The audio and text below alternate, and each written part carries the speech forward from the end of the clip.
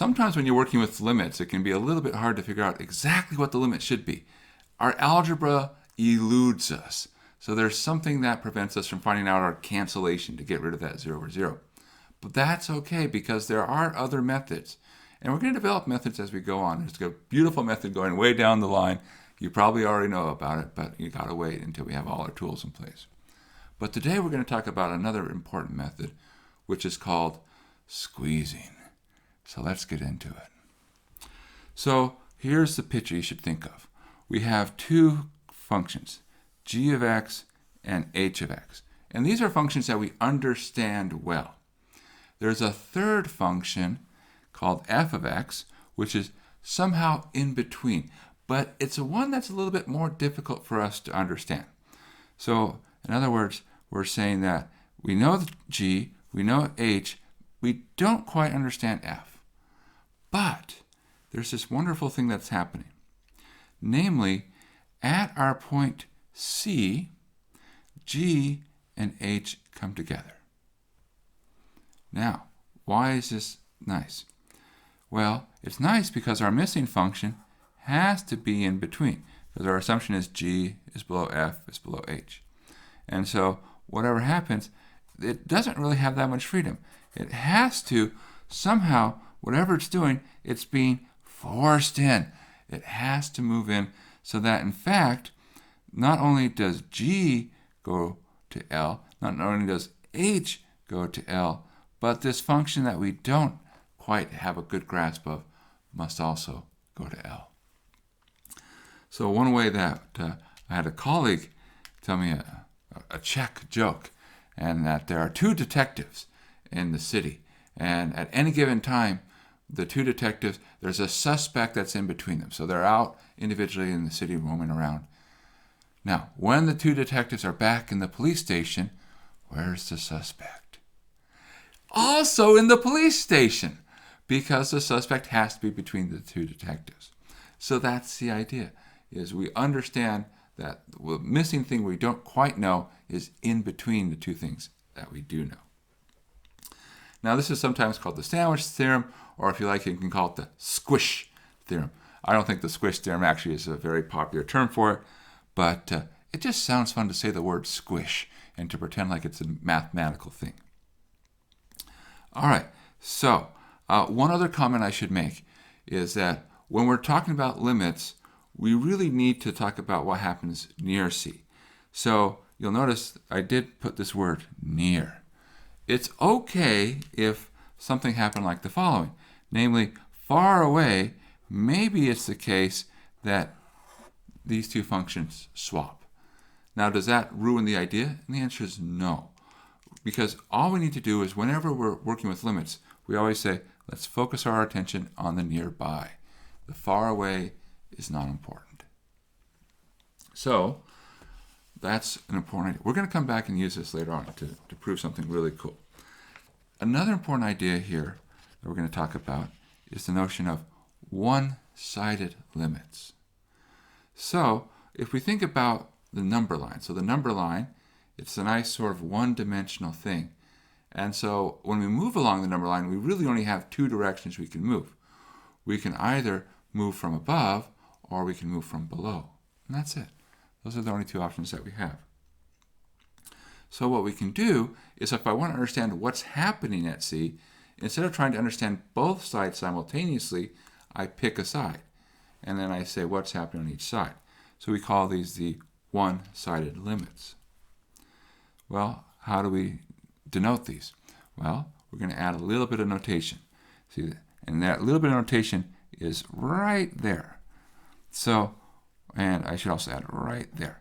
See, there's a minus or a plus, and that indicates from which direction you're looking to approach. So when we have the minus, that says we're approaching from the negative direction. Well, the negative direction means I'm below. I'm from the left-hand side. When I'm plus, I'm approaching from the positive direction, which means from above. So I'm sort of like C plus a little bit, or here I'm C minus a little bit.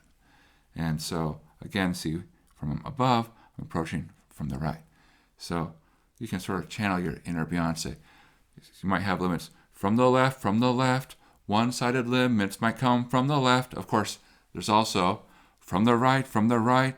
One-sided limits might come from the right. All right. Now, why do we want one-sided limits? Well, there's a couple reasons why we might want one-sided limits. Sometimes you have functions which are not defined everywhere. And so you say, okay, well, if they're not defined everywhere, we can't come from both sides. An example of that is something you can do very simple here.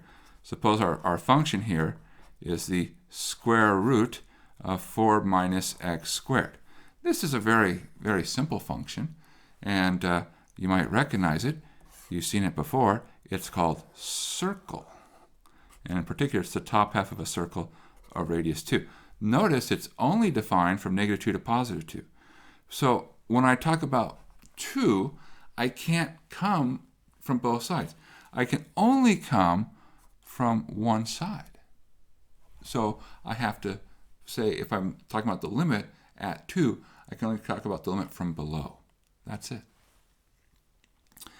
Now, another reason to consider these one-sided limits is you might have what are called piecewise functions. Now, piecewise functions are functions which are defined piece by piece by piece. So, in other words, it's not just going to be our function, here's one expression. You oftentimes see these as written in the following way: f of x is equal to, and then there's a bunch of options.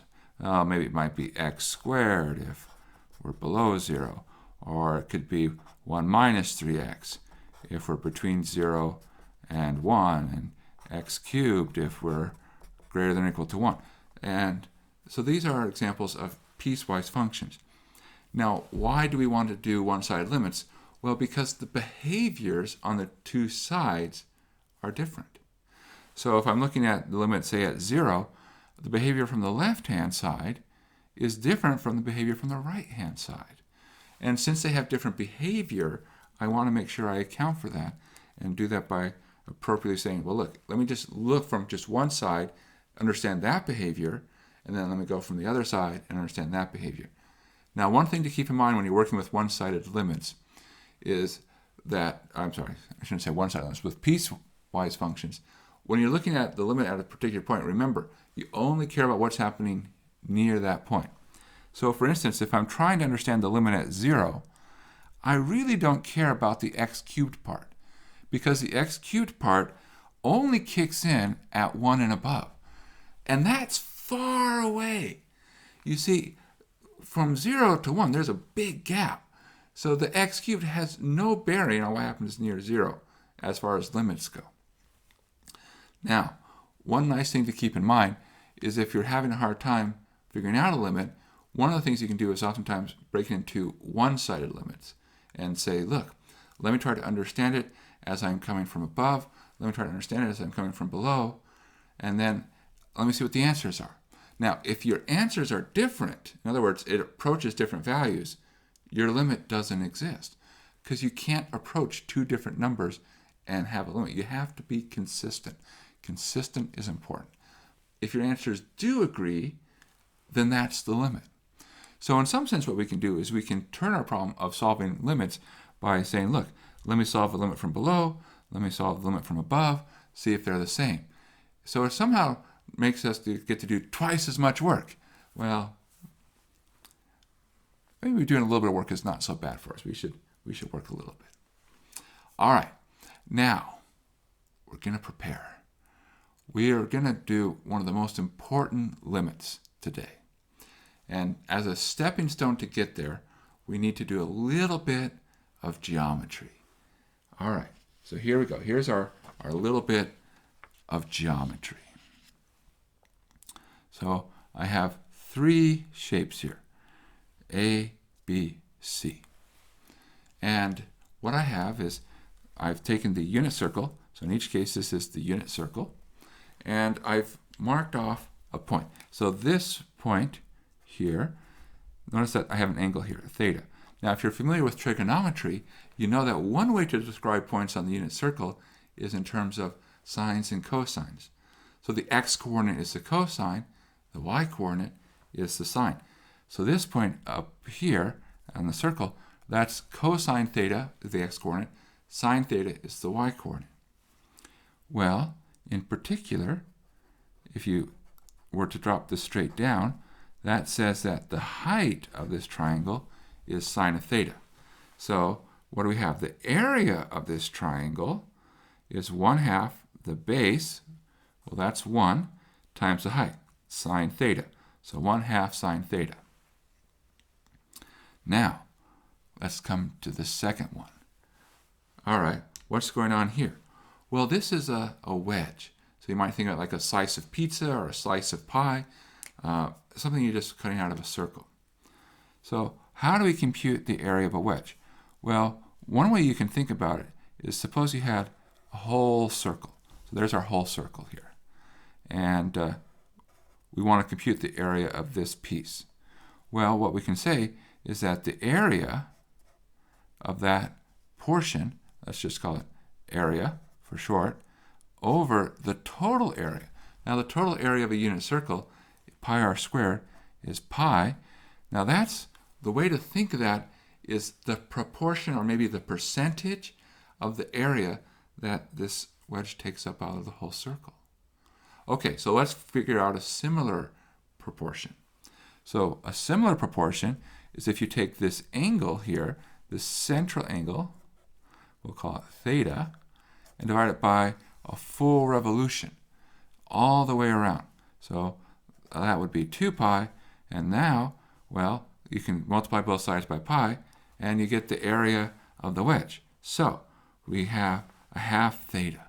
So in other words, if you know theta, you know the area of this wedge. That's actually a really nice little formula. And one of the things you can do to convince yourself is, well, let me just try some special cases. If theta equals 0, there's no area. Okay, that's true. Suppose theta equals pi halves.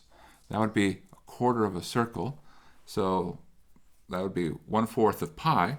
Well, that's what you get. 1/2 times pi halves is 1/4 of pi. Now, that's not enough to prove it's true, but it's always nice to sort of say, is this a reasonable answer? One of the things we like to do is when we get an answer, we look at it and say, is this reasonable? If it's not, well, we sit back and say, let's think about it a little bit more. Okay, our third piece, another triangle. But now this time, instead of stopping at the circle, we keep going out. Okay, so what do we have? Well, we keep going out until we're above 1. So our x-coordinate is 1. Now the question is, what's the y-coordinate? Now it says it right here, it's tangent of theta. But why is it tangent of theta? Well, one way to think about it is you can think about it here. Let's suppose for a second we'll call this y, because it's the y value, right, the height. And we say, all right, we know this one is 1. And so we say, well, what can we relate? So I know the adjacent side, and I know the opposite side, and I have a triangle, and it's not the wrong kind of triangle, it's the right kind of triangle. All right, so what do I have? Well, what relates an angle with the opposite and the adjacent? The answer is the tangent does that. So tangent of theta, opposite over adjacent, is y. Now, so what's the area?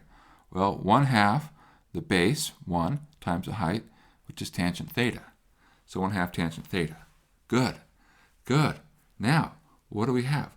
Well, we have a whole bunch of areas. But notice the pictures. This triangle fits into this wedge because you can see that the triangle is here. So the wedge has a little bit more area. Okay, and similarly, this wedge fits into this triangle. See, because there's the wedge, and then there's a little bit more area. So what we can conclude is because the areas fit into one another, that this first area, 1/2 sine theta, is smaller than this second area, 1/2 theta, which is smaller than this last area, which is 1/2 tangent theta. Now, by the way, tangent theta, also known as sine over cosine. All right, cool. Why is that useful? Well, let's think about what this says. Suppose we look at this first inequality. So 1/2 sine theta is less than or equal to 1/2 theta. Now the halves, okay, you can get rid of the halves. So what does that tell us? It really tells us that sine of theta is less than theta. And now, divide both sides by theta, and we can conclude that sine of theta over theta is below 1. Okay, good. Now you might say, hold on, how do we know that we can divide by theta without changing sign? How do we know that theta isn't negative? You're good. You're catching on. So we're going to assume for the time being that theta goes between 0 and pi halves. Okay, now that was one of our inequalities. What about the other inequality? Well, the other inequality will do what? Well, let's start with this inequality. So we can again get rid of the halves. So the halves are gone. So what do you have? Well, you have that theta is less than sine of theta over cosine theta. Now, we'll move the theta across, so sine theta over theta. We'll also move the cosine theta across, and what we end up with is that cosine of theta is less than sine theta over theta. Okay, so now what do we have? Well, we have this strange function, sine theta over theta. We kind of know how sine theta behaves. It's that sinusoidal up and down. But what does it do when you have sine theta divided by theta? And the answer is that at least near 0, I should say for the positive part above 0, it's between two fairly nice functions, between cosine theta and 1. Now, how are we going to use that? Well, one more idea, because there is a little catch. We really want to understand what happens below 0. So to help us do that, we're going to talk a little bit, very briefly, about the notion of symmetry. Now, symmetry is when you have some sort of mirror-like type of behavior. I want to say symmetry is like, well, when it's symmetric, but what you're looking for is some sort of similar behavior. That's the word symmetry you should think of as similar. So there's similar behavior going on. There's two important types of symmetry that we often talk about. Now, the first type is called odd symmetry. So, when is a function odd? Well, if I plug in negative x into the function and I run the computation, it's the same as if I plugged in positive x, but just changed the answer on the end. In some sense, it looks like the negative comes out. And that's not exactly what happens, but you can say, well, that's the symmetry that happens. So here's our visual example of one possible odd function. You can see here that as you come in from the two sides, they're doing exactly the opposite thing. So when it's positive over here, if I flip over to the other side, it's negative. In some sense, a symmetrical function which is odd is one where if you took the picture and did a rotation like this, 180 degrees, the shape would be the exact same. Now, what are some odd functions? Well, sine is an odd function. Tangent's an odd function.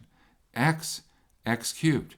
If you take e to the x, subtract e to the negative x, that's odd. In fact, there's many odd functions. Now, why do we call odd functions odd? It's not because we think they're strange or peculiar. In fact, they're very beautiful functions. It's kind of the clue is here. The x and the x cubed. Look at the powers involved. When you look at these powers, you see that they're both odd powers. It turns out x to an odd power is always going to be an odd function. Any combination of x to odd powers will be an odd function. So that's the idea of where does odd come from? Well, what's the other possibility? Well, if we're thinking about numbers, odd, the other possibility is even. So we say that a function is even if when you plug in negative x, it's the same thing as if you plugged in positive x. In other words, as far as the input goes, I don't need to worry about the sign. The end results will be the exact same. So this is an example of what an even function looks like. So what do we mean? If I plug in a positive value here, and then I were to jump across and plug in the same negative value, lo and behold, they're the exact same. Now, in terms of how you can think of it visually, An even function is one where if you picked it up, turned it, and put it back down, it would look the exact same. It would be indistinguishable. So again, pick it up, turn over, put it back down, it's the same picture. So what are examples of even functions? Cosine's even, secant is even, x squared, x to the fourth, e to the x plus e to the negative x, and many others. There's lots of examples of even functions. And again, you can see, hey, that's why we're calling it even. You look at the powers of x. Their even powers of x correspond to even functions. Now, functions with symmetry are somehow special. Most functions don't have symmetry. They're neither even or odd. So we do like it when they do have symmetry because it helps us, in some sense, cut the problem down in half in some cases, or allow us to understand half and extrapolate it to the other half as well. Now, let's talk about our function sine theta over theta. Now, sine of theta is an odd function. Theta is an odd function. So when I combine those two together, what happens is the result is even. You can sort of see what happens. Think about plugging negative in. So sine of negative theta, the negative would come out, and then downstairs would be a negative theta, and then you can cancel the negatives. And so plugging a negative into sine theta over theta is the same result as if you plugged in the corresponding positive value. So it's even. Now, what does that allow us to say? Well, remember we had those pictures where we used the areas? And we said, well, that works if you're between 0 and pi halves. What happens if you're between 0 and negative pi halves? The answer is, it still works. Because we have that symmetry. We can pick up the picture for sine theta over theta, turn over, put it back down, and it's the same. All right, now our grand finale. We're going to put all this together and get a very important fact. So, we're going to apply the squeeze principle, where we started by talking about, with our function sine theta over theta. Now, what do we know? Well, we know we're bounded above by 1. So, we are below this curve here. We also know we're bounded below by cosine theta. So we're above this curve here. All right? So the function sine theta over theta has to be in between these two. And here's the really important thing. What's happening at 0? Now, if I plug 0 into sine theta over theta, I get 0 over 0. So I can't plug it in. That's why I can't know. But whatever it does, and it might be doing something crazy, it doesn't. It's actually fairly smooth. But let's pretend like it was doing something crazy. You see, it doesn't have all that wiggle room because both cosine theta and 1 are going to the same value of 1 as we head in towards 0. So, and whatever it does on one side, it has to do on the other. Therefore, we come to the following conclusion. By the squeeze principle, because we've bounded sine theta over theta between 1 and cosine theta, it must be the case that as theta goes to 0, sine theta over theta goes to 1. Do you see this box? That means this is important. And it really is. This is probably one of the most important limits that we are going to have at our disposal. You should take this and memorize it because it's going to be useful. Now, why is it important? Well, one of the reasons I feel it's very important, and this is my heavily biased opinion, is there's something special going on here. You see, what do you have? You have sine of theta. That's trig. All right. What else do you have? You have theta. That's algebra. So what we have here is we have some combination of a trig and algebra relationship. So whenever you have any limit that involves both trigonometry and algebra, this limit is the one that bridges them and puts them together. So if you ever run into a limit and you see, oh, there's a trig function, there's an algebraic expression involved, you start thinking to yourself, hey, I know the thing that bridges these together. it's the sine theta over theta. And by the way, there's lots of ways to say this, and you're going to see me do this again multiple times, so I'll do it now. Don't get too hung up on theta. Just because it says theta on the inside here doesn't mean it can't say something else somewhere else. The key idea, the more general idea, says the following. The limit as blah goes to 0 of sine of blah over blah is 1. Now you might say, blah, that's a very unusual variable name. Well, it is a very unusual variable name in that it's not meant to be a variable name. I'm just saying it's sine of something. It doesn't matter what the something is. It can be anything it needs to be. It just depends on context. The important thing is that it's consistent. So as long as the inside here, and what's inside the sine function, matches with what's underneath, and whatever it is on the inside is going to 0, you can come to the conclusion that the limit is 1. And that's it. It's a really beautiful idea. This is actually a very powerful idea that we encounter in mathematics. It's the notion that when you're doing with limits, you can change names to be more convenient. This ability to change names, it's one of the most useful and most used things in mathematics. In fact, a lot of math boils down to, let me change the description of what I'm working on to make it easier. Okay, so take home for today. If you only remember one thing today, and I hope you remember more than one, but this is the one thing. It's going to help us a lot. All right, good. Well, time for some practice now.